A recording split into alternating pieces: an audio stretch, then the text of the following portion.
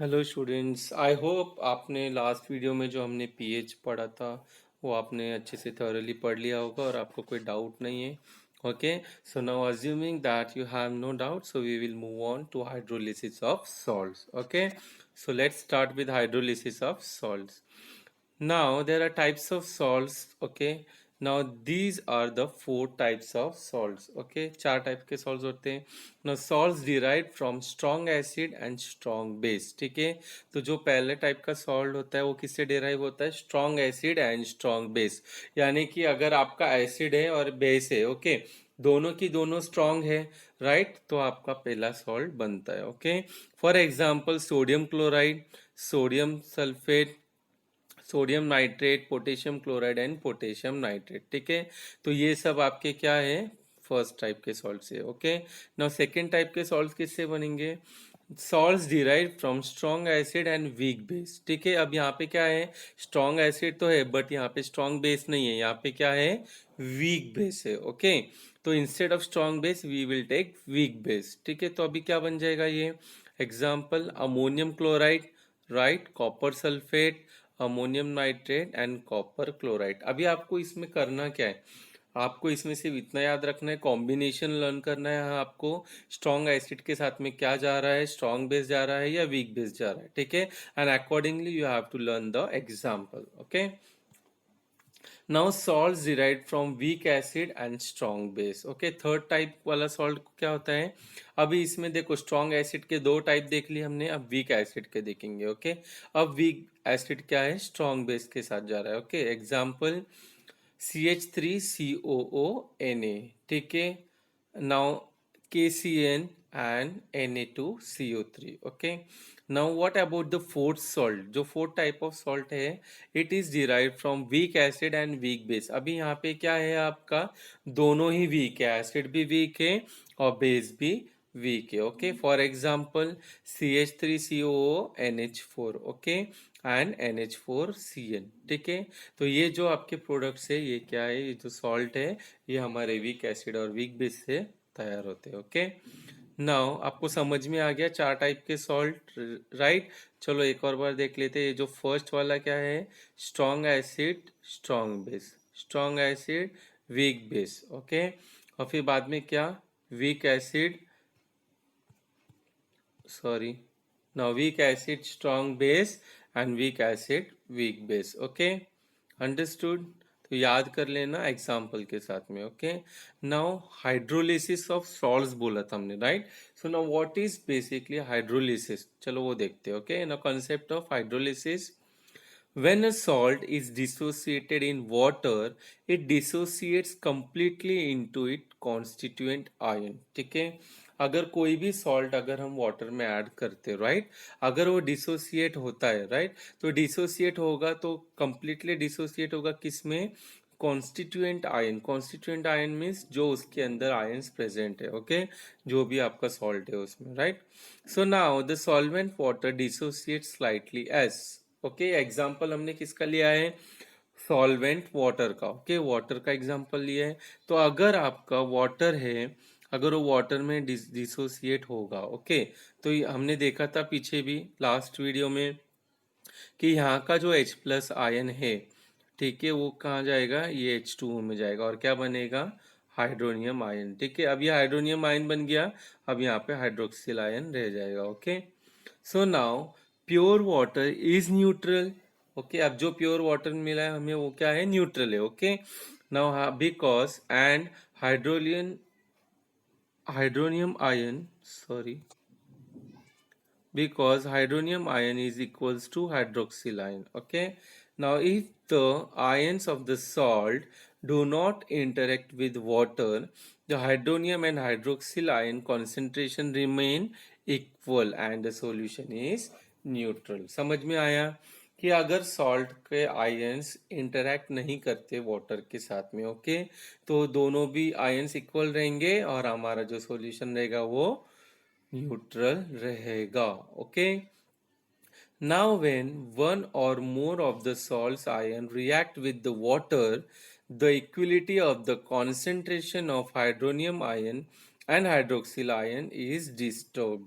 ठीक है, अभी इन्होंने क्या बोला है कि अगर एक या एक से ज्यादा अगर सॉल्ट आयन है हमारे पास में, अगर वो वाटर के साथ रिएक्ट कर रहे, ठीक है, तो हमारा जो हाइड्रोनियम और हाइड्रोक्सिल आयन है, ठीक है, ये दोनों का कॉन्सेंट्रेशन क्या था, इक्वल था, लेकिन वो क्या हो जाएगा, अब डिस्टर्ब हो जाएगा।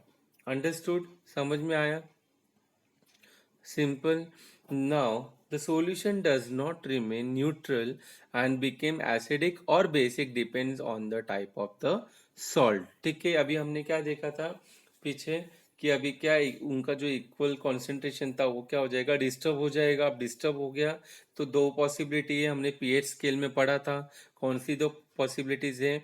अगर रेंज पीएच 7 से कम हो गया तो क्या हो जाएगा, वो एसिडिक हो जाएगा, और 7 से ज्यादा रहेगा तो क्या हो जाएगा, बेसिक हो जाएगा। ठीक है, तो ये दो पॉसिबिलिटीज दिखेंगी, या तो वो एसिडिक हो जाएगा या तो बेसिक हो जाएगा। Okay, now it is depend on the salt. Okay, now such a reaction between ions of the salt and the ions of the water is called hydrolysis of salt. समझ में आ गया? What is hydrolysis of salt? The reaction between ion of salt and the ion of water is called hydrolysis of salt. Simple definition, okay? Or you can define as hydrolysis of salt is defined as the reaction in which cations or anions or both ions of a salt reacts with ions of water to produce acidity or alkalinity or sometimes even neutrality. Okay, समझ में आया? ये दूसरा definition बहुत ही अच्छी तरीके से अगर आप लिखोगे तो बोर्ड एग्जाम में आपका एक भी मार्क्स कटने वाला नहीं है। ओके, कितने अच्छे से समझाए ये। Hydrolysis of soil is defined as a reaction in which cations और एनायंस और both the ion of the salt. ठीक है, क्या बोला उन्होंने? आइदर, अभी हमें तो पता नहीं है कि कौन सा आयन ज्यादा है कौन सा कम है, ठीक है, इसलिए हम लोग ने सारी पॉसिबिलिटी बता दी है, कैटायन और एनायन और बोथ द आयन। ठीक है, तो क्या करेंगे रिएक्ट करके, किसके साथ रिएक्ट करेंगे? Ion of the water. ठीक है, वाटर के आयंस के साथ।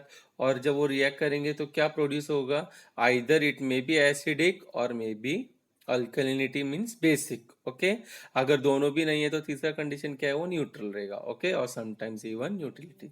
समझ में आया डेफिनेशन? अच्छे से लर्न करना है आपको, 1 मार्क के लिए एग्जाम में आ सकता है। ओके, नाउ अभी हमने देख लिया कि स्ट्रॉन्ग एसिड और स्ट्रॉन्ग बेस का कॉम्बिनेशन क्या था, एग्जाम्पल देखा था। ओके, चलो देखते हैं यहाँ पे salts of strong acid and strong base. Okay, now, sodium chloride is a salt of strong acid HCl and strong base NaOH। ठीक है, अभी एक ऐसा सॉल्ट है, यस, NaCl, जो किससे बना है? स्ट्रॉन्ग एसिड HCl और स्ट्रॉन्ग बेस NaOH से। ओके, नाउ कैसे बना है वो? When it is dissolve in water it dissociates completely into its ion. ठीक है, जब हम लोग क्या करते हैं, NaCl को वाटर में क्या करते हैं, डिसॉल्व करते हैं, वो अपने आयन में कंप्लीटली डिसॉल्व हो जाएगा। Okay, for example NaCl in aqueous, okay, when it is dissolve, ये डिसॉल्व हो गया, Na प्लस आयन दिया है और Cl माइनस आयन दिया है। ठीक है, कंप्लीटली डिसोसिएट हो गया। Okay, now the ion Na plus and Cl minus have no tendency to react with water. ठीक है, क्योंकि इक्वल नंबर ऑफ आयन से तो रिएक्ट करेगा नहीं। ठीक है, और this is because the possible product NaOH and HCl of such reaction are strong electrolyte and dissociate completely in aqueous solution। ठीक है, अब इन्होंने रीजन क्या दिया है कि ये स्ट्रॉन्ग इलेक्ट्रोलाइट है और कंप्लीटली डिसोसिएट हो जाता है वाटर में। ओके, इसकी वजह से वो क्या करता है, वाटर के साथ रिएक्ट नहीं करता है। Understood? Now in other words, अभी इसको ही हम लोग एक्सप्लेन कर रहे हैं। ठीक है, अगर आपको एग्जाम में 1 या 2 मार्क्स के लिए आता है तो आप इसको एक्सप्लेन कर सकते हो। ओके, अगर 3 मार्क्स के लिए आता है तो आपको ये भी एक्सप्लेन करना है। Okay, now in other words Na plus plus Cl minus aqueous plus water gives HCl plus NaOH। Okay, strong acid और स्ट्रॉन्ग बेस मिलता है, ये पॉसिबल प्रोडक्ट्स है हमारे। ओके, बट अगर आप HCl और NaOH को कंबाइन करते हो, ओके, वाटर में, यानी कि डिसोसिएट करते हो, ओके, तो what we are getting, actual में क्या मिल रहा है हमको? हाइड्रोनियम आयन मिल रहा है, राइट? यहाँ पे दिख रहा है आपको हाइड्रोनियम आयन मिला, क्लोरीन आयन मिल रहा है, सोडियम आयन मिल रहा है और OH minus that is hydroxyl ion. ठीक है, तो ये सारे आयन्स मिल रहे हैं एक्चुअल में। ठीक है, पॉसिबिलिटी इसकी थी हमारी, लेकिन मिल ये रहा है। Okay, now thus the reactants and the products are the same. Now this implies that neither the cation nor anion of the salt reacts with water or there is no hydrolysis. ठीक है, hydrolysis ही नहीं हुआ ना। Equality hydroxyl and hydronium, okay, दोनों equal हैं। they produce by ionization of water and is not disturbed and the solution is neutral। ठीक है, तो अभी इस बेसिस पे हम लोग क्या बोल सकते हैं कि हमारा जो सॉल्यूशन है वो क्या है, न्यूट्रल है। Okay, now it may be concluded that the salt of a strong acid and strong base does not go does not undergo hydrolysis. ठीक है, तो फाइनल कंक्लूजन क्या बता सकते हैं हम लोग कि what is your final conclusion, that कि अगर हम लोग एक सॉल्ट है, ठीक है, हमारे पास जो स्ट्रॉन्ग एसिड और स्ट्रॉन्ग बेस से बना है, तो वो हाइड्रोलिसिस में नहीं जाएगा। ठीक है, understood. What is the final conclusion, that the salt of strong acid and strong base does not undergo hydrolysis. Understood. तो आज आप लोग क्या करोगे, जो भी हमने पढ़ा है लिख के अच्छे से लर्न करना, and you have to give the test. Okay, तो एक शॉर्ट में रिवीजन कर लेते हैं क्योंकि ये बहुत इंपॉर्टेंट है एग्जाम पॉइंट ऑफ व्यू भी। तो फर्स्ट के हमने देखा हाइड्रोलिसिस ऑफ सॉल्ट, चार टाइप्स के सॉल्ट है, राइट। फिर उसके बाद हमने क्या देखा, कंसेप्ट ऑफ हाइड्रोलिसिस। ओके, फिर हाइड्रोलिसिस ऑफ सॉल्ट का डेफिनेशन देखा हमने, राइट। फिर salt of strong acid and strong base के बारे में देखा। ओके, कंक्लूजन देखा and you have to write down the conclusion part. Okay, thank you so much.